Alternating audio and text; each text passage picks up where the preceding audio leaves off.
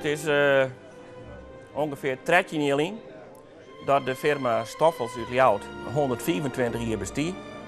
En ter ere daarvan joegen die dus een jontje in de Prinsentuin. En daar troffen we onder andere een aantal studenten van de Heger Hotelschool uit Ljouwert.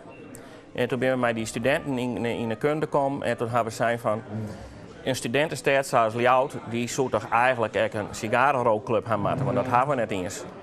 Nou, daar hebben we over mij zitten te praten en toen hebben Bob en ik er weer over mij praten. En toen hebben we dat, straks 12 in Heerelien is dat, hebben we dat oprichten daar.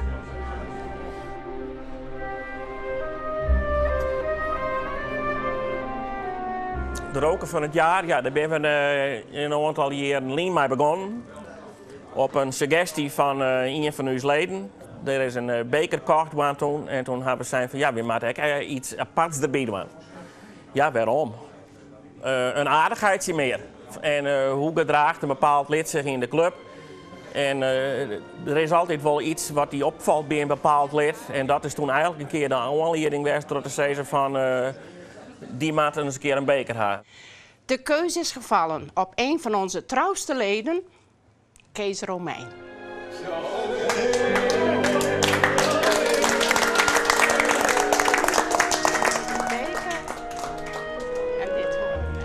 De mocht eigenlijk nergens meer roken. En wij proberen natuurlijk de motor hier goed in te houden. Toch de mooie locatie die wij hebben.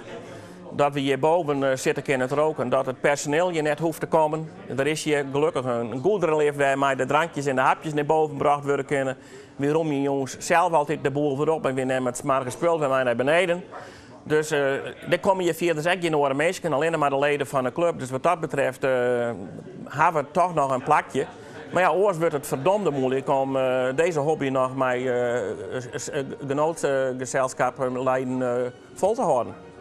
Nou, wij hebben gelukkig geen ballotagecommissie. Want wij vinden eigenlijk iedereen die van de goede dingen van het leven hoort, die moet je bijkennen. Nou, en dat zijn de twee kenmerken. Een sigarenroker is dus geen onruststoker. Dus dat is wel heel belangrijk. En een sigarenroker houdt meestal van twee goede dingen. En dat is lekker eten, en een lekkere borrel en een goede sigaar. En wij zeggen als sigarenroker, zeggen wij roken geen sigaren, wij genieten een sigaar. Ja, ook het proost. Proost, hè? Daar gaat je weer. Dus op het komende jubileum. Zo is dat.